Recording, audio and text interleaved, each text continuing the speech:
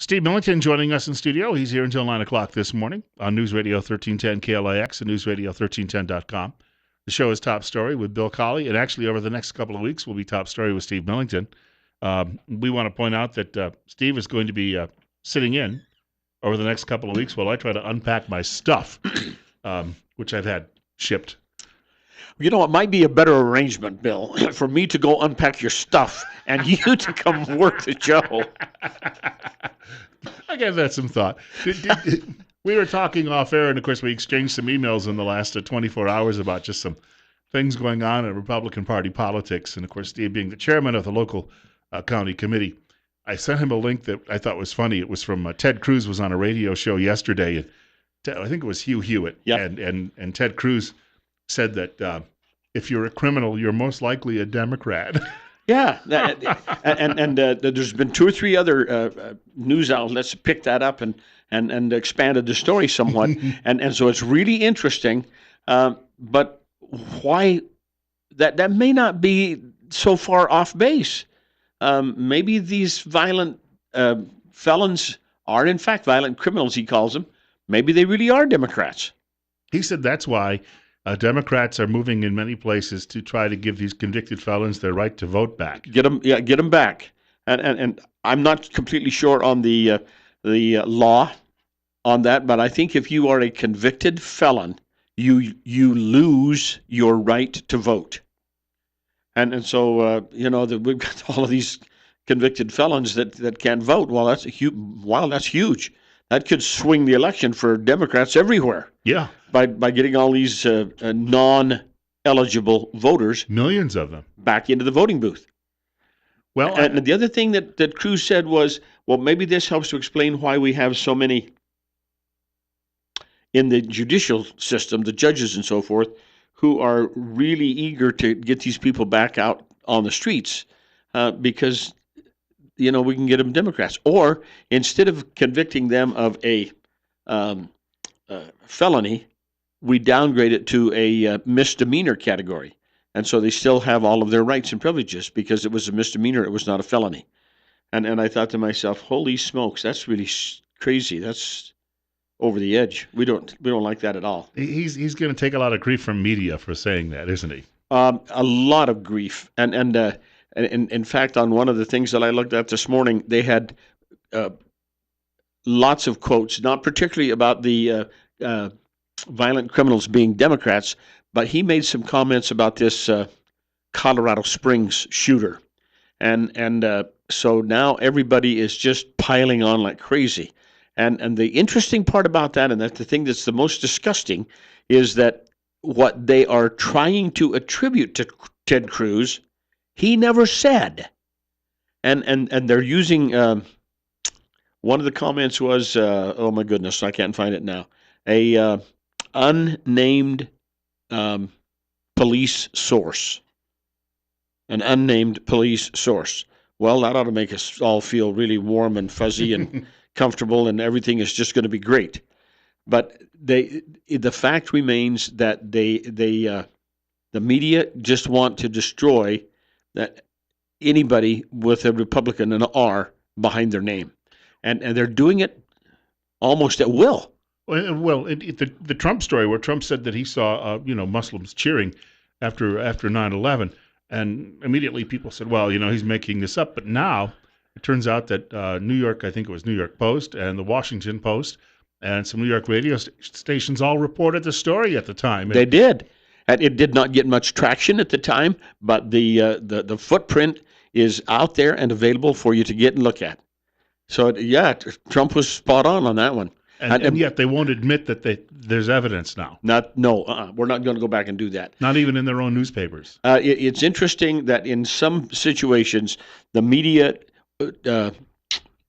overlooks or refuses to address some news type issues because it's, quote, a local matter only, unquote. And so we have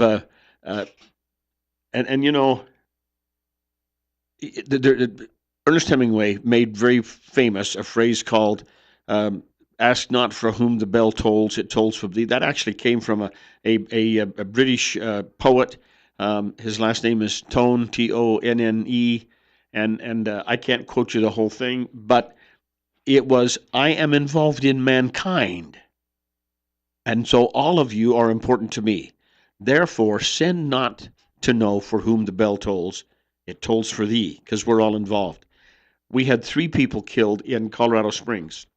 Tragic in any way you want to measure it. Really an unfortunate, horrible thing. But over the same 3-day period in the city of Chicago, they had 8 confirmed murders and somewhere north of 30 armed shootings, that not murders, but they were shot, injured, wounded. And we don't hear one word, not one word about that. Oh, that's a local issue. Well, they said the same thing about that Kermit Gosnell case. That was a local issue. They didn't want to cover it, and the guy had been killing babies that were alive. And some of the women who were in his facility also died. But that's a local issue. We're not going to go there. Because it's an issue we don't want to talk about. That's what it is, primarily. We don't want to talk about it, therefore we're not going to go there. We have a short break coming up. Steve Millington's in the studio with us for another 20 minutes or so. If you have a question or comment for Steve, you can reach the program at 736-0300. That's 736-0300. Nothing's changed much with the temperature. It's 2, and it's 8:40. One number is bigger than the other, sizably bigger. Steve Millington joining us in studio. He's the chairman of the Twin Falls County Republican Party. We have 2 right now. Expecting over the next few days, actually, it's supposed to become much more average. I don't like saying normal. It's an average. We talk about an average of weather. 8:43, Bill Colley with you as well on Top Story on News Radio 1310, KLIX and newsradio1310.com. We were just talking off air about how a lot of the leading Republicans in Idaho, I think you've got Labrador endorsing Rubio. Rand Paul, right? Rand Paul. I think he may be Rand Paul. Okay. Risch came out for Rubio. We haven't heard specific endorsements from many of the others yet, but I think between now and Christmas, we may see a lot of those start to surface. I know, and he will not come right out and say it, but I mean, I know the governor is a close friend of John Kasich. Yes. But I think that he's decided he's going to wait to see how Kasich performs in the early contests. Right. They need to get a couple of these early contests out of the way. And I think the first real major contest is the Iowa caucuses, and that's in January or early February. And then we have the New Hampshire vote, and then we have a South Carolina and a Nevada vote. And by the time we get done with those, things are going to have sifted out real carefully. We will have this thing narrowed down to maybe 4 or 5 viable candidates who will try to take it through to past the remainder of the primary elections. Now, Frank Vandersloot has, I guess, gotten on board with Rubio's campaign because a lot of people see Rubio as perhaps the most electable candidate that they have right now, young and, handsome and smooth. And when Mr. Vandersloot gets behind a candidate, because of his stature, he's not an office holder, but because of his stature as a job creator, he gets a lot of attention when he makes a comment. He does, and he is also in a position where he can put a lot of money behind his words. And so if he comes out for candidate, he can put a lot of money into a Rubio campaign, if not nationally, at least here in Idaho. And so that'll be an interesting dynamic to see how that plays out. I think when Rubio came here a few months ago and spoke to the state committee, right in June, that was maybe a sign of things to come. Yes, I kind of think it was. They put out some feelers. Rubio was the first to respond back and say, "Yes, I'll come in," and I think it was not so much that he wanted to make a special trip to Idaho, but there was also meetings in Arizona and Nevada, and so he could. I don't know whether we were on the leading edge of that train or whether we were on the back end of it. And went to Arizona first, and then to Nevada, and then to Idaho.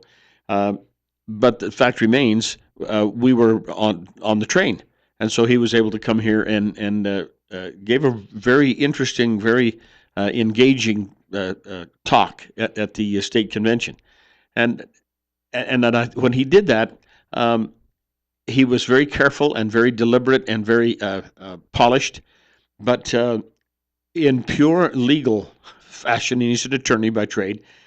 He had his binder and he laid it open on the podium, and you could see him turn the pages. And I didn't see the binder, but I'm guessing that the address was inside these slip sleeve jackets. You just turn the page and there it is.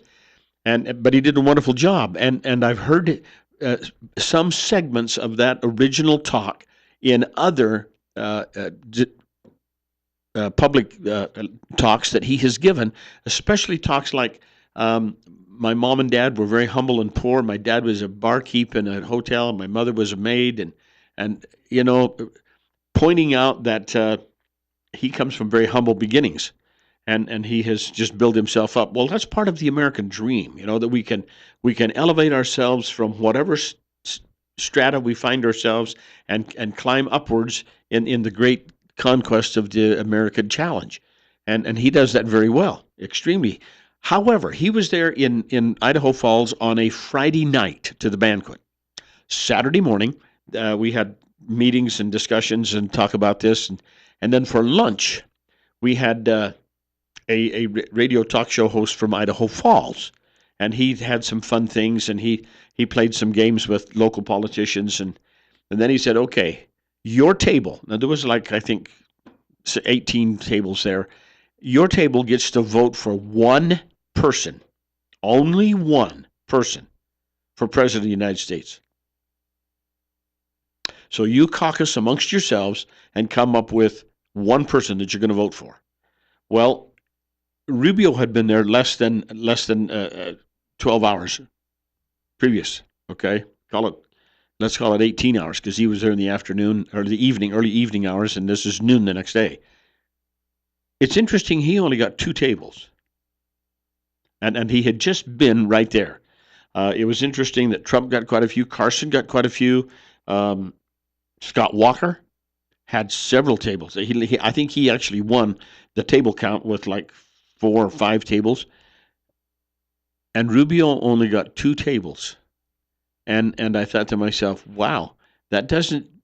His speech might have sounded well and played well on the air, but it didn't resonate with the people sitting around, listening, watching, voting. And even in the different parts of the state, obviously, I mean, the joke is that in northern Idaho, they're all about the Paul family. But at the fair, when you had the poll taken at the fair, mm-hmm. I think Ben Carson did very well. Yes, Ben Carson won it. Trump was second. I think Fiorina was either 4th or 5th. But we had Carson, Trump, Cruz, Rubio, and Fiorina almost in that order. But you watch the polls, and that's not something you want to do. The old adage, if you can't go to sleep, count sheep. Well, don't sit up and look at the polls because that'll drive you batty. But if you watch the polls, you can see where Cruz is slowly working into the number 3 position on these polls. You got Trump and Carson, and then it's either Rubio or Cruz, depending on which poll that you look at. Fiorina is running a solid 5th, but in most cases, they talk about those 5.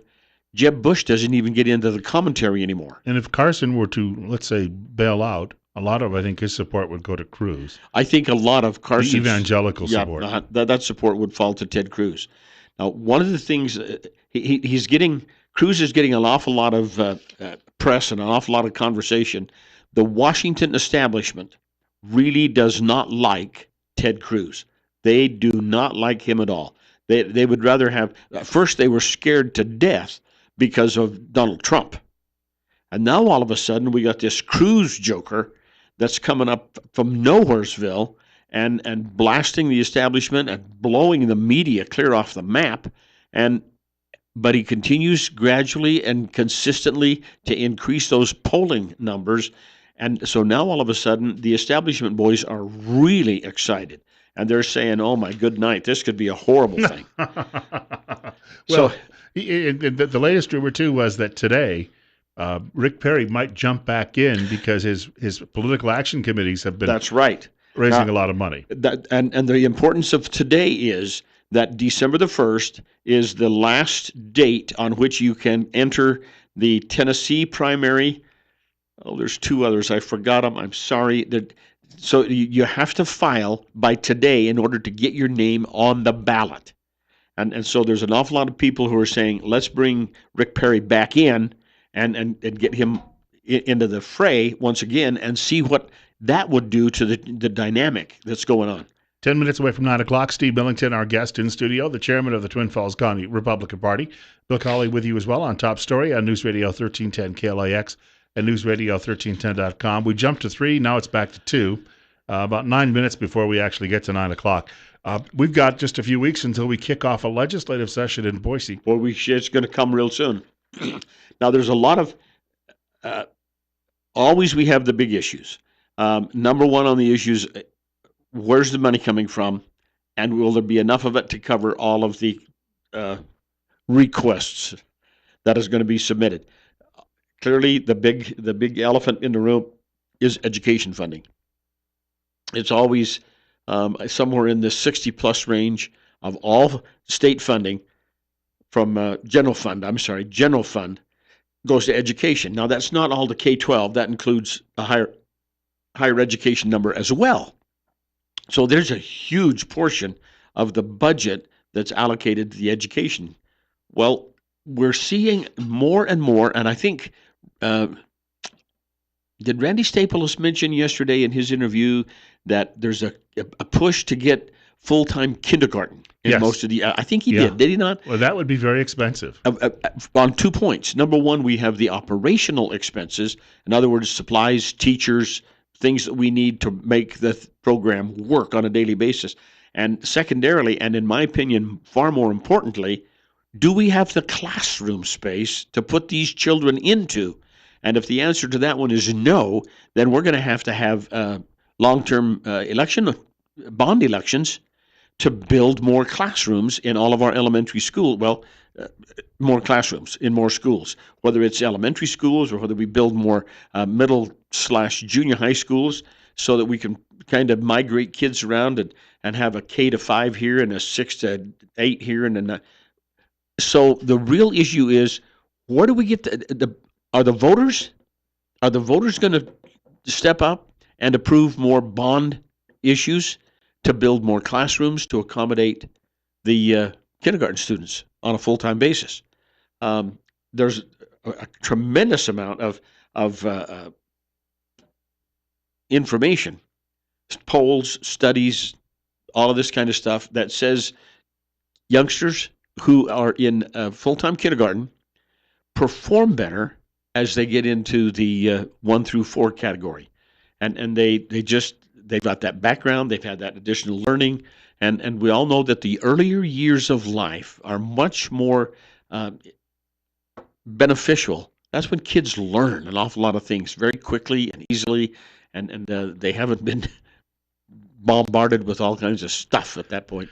The one issue, and Randy and I got into that discussion on this, was some of these school districts, though, they don't have the building space. And so even if you had to, you need to pay teachers, of course, and you need to have, but the building space itself, that means a lot of schools would have to expand. They'd have to go after bond issues, and we're not talking, nickel and dime stuff. This is big stuff. You'd have to have, like, for example, in our local area, most of the elementary schools would have to add 1 or 2 classrooms to each school. That's very expensive. But you got 6 or 8 elementary schools in your school district at $100,000 a pop to put on a new classroom or 2.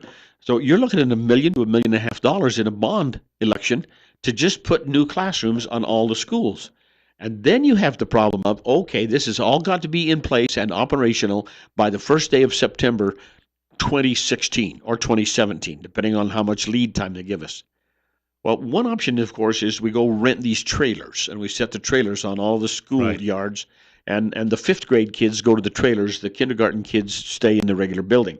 And then over a period of 2 or 3 years, we've add classroom space. I think that the public mood, though, when you look at what happened with the water issue in Kimberly, if you had to go around the state and say to people, we're going to be expanding all of these schools, we need another, millions of dollars. Have we reached the point where that there's going to be a considerable pushback on long-term funding for these things? Now, over the holiday weekend, visited with family members and such, and they're all much more technologically current and savvy than I am. But the question continues to be raised, why don't we do more of our teaching online? Why do we have to have brick and mortar? Why don't we have computerized skill sets?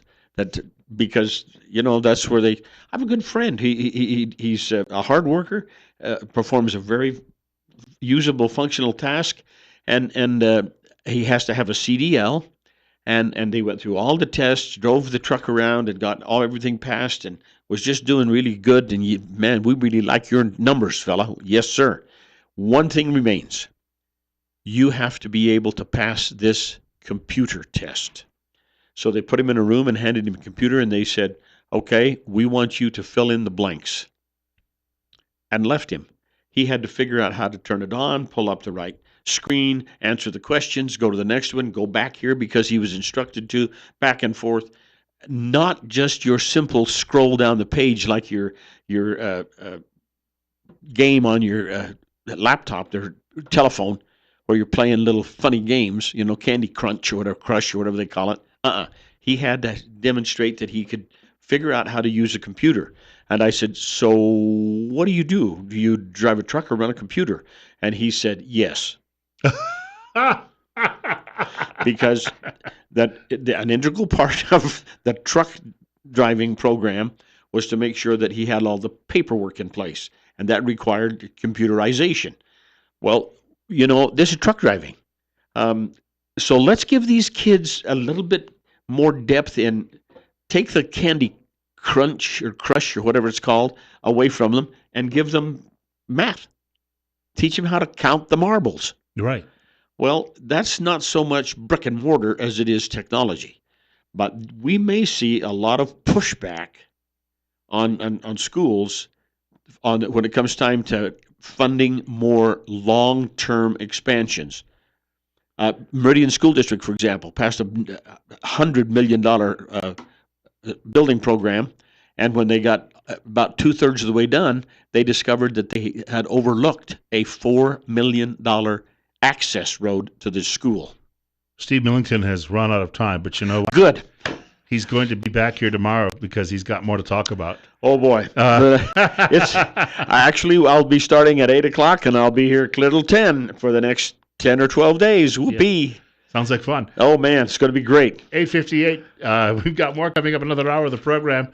First, though, Fox. There we go. I just bit my cheek. Second time that's happened in a week. That's it. It's got to be what I'm eating. That's a sign you need to take a day off. Talk too much. That's what I was always told when I was married.